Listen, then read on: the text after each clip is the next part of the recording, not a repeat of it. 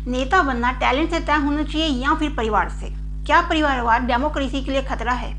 क्या इससे जनता को कोई फायदा भी है? हेलो एवरीवन, आज हम बात करने वाले हैं परिवारवाद पर, यानी कि जब एक ही परिवार के लोग पीढ़ी दर पीढ़ी सत्ता में बने रहते हैं तो क्या ये सही है?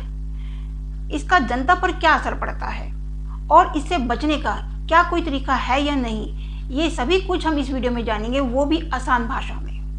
प्लीज इस वीडियो को एंड तक जरूर देखिएगा।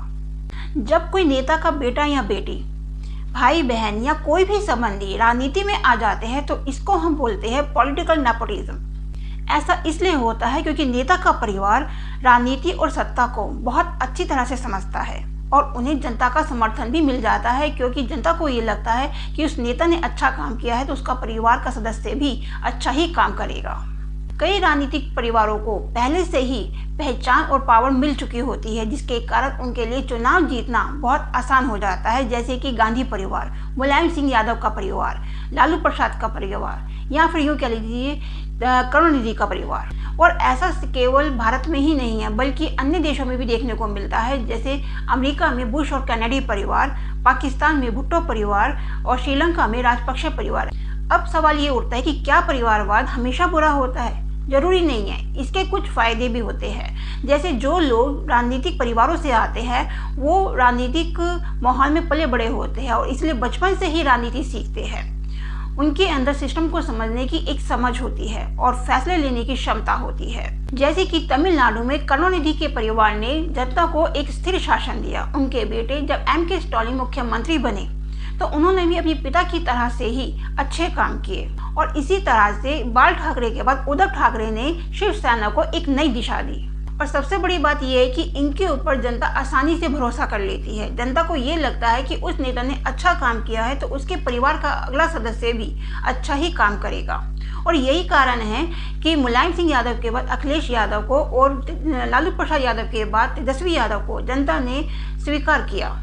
इसका एक फायदा और भी होता है कि कई बार जब पार्टी का बड़ा नेता चला जाता है तो उसका परिवार उस पार्टी को टूटने से बचाता है और इससे लीडरशिप में एक स्थिरता आती है। जैसे कि इंदिरा गांधी की मौत के बाद राजीव गांधी ने कांग्रेस पार्टी को टूटने से बचाया था। देखिए, परिवारवाद के कई नुकसान भी है जिसके कारण ये डेमोक्रेसी के लिए खतरा बन जाता है।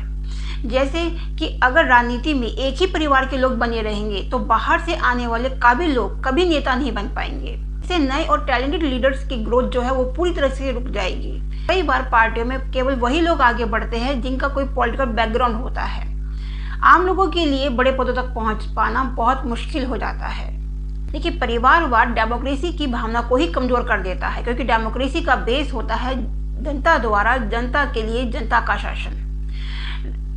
राजनीति में हर व्यक्ति चुनाव लड़ सकता है और जीत सकता है, लेकिन अगर हर पार्टी में एक ही परिवार के लोग बने रहेंगे तो ये डेमोक्रेसी के अगेंस्ट है।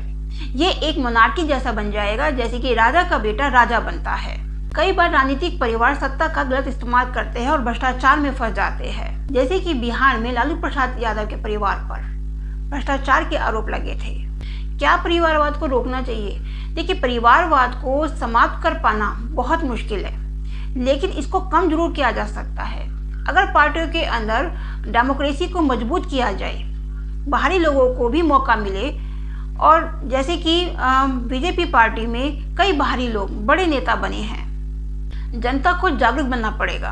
वोट देने से पहले नेता के सिर्फ नाम पर मत जाइए, बल्कि ये देखिए कि उसने काम क्या किया है। अगर जनता बिना सोचे समझे किसी को भी वोट देगी तो ये परिवारवाद हमेशा बना रहेगा। चुनाव आयोग और कोर्ट इन राजनीतिक परिवारों के लिए कुछ नियम कानून बनाएं तो फिर नए लोगों को भी चुनाव में आने का मौका मिलेगा। परिवारवाद सही है गलत, ये सिर्फ जनता के हाथ में है। अगर परिवार से आने वाला कोई भी नेता योग्य है, अच्छा काम करता है, जनता के हित में काम करता है तो फिर उसको जनता का समर्थन मिलना ही चाहिए। लेकिन अब नाम और खानदान की वजह से उसे नेता बनाना सही नहीं है। आपकी क्या राय है कि क्या परिवारवाद डेमोक्रेसी के लिए खतरा है या फिर जनता की पसंद का नतीजा है? प्लीज़ अपनी राय कमेंट बॉक्स में जाकर जरूर बताइएगा और अगर ये वीडियो आपको पसंद आया हो तो उसको लाइक और शेयर करें और इस चैनल को सब्सक्राइब करना ना भूलिएगा।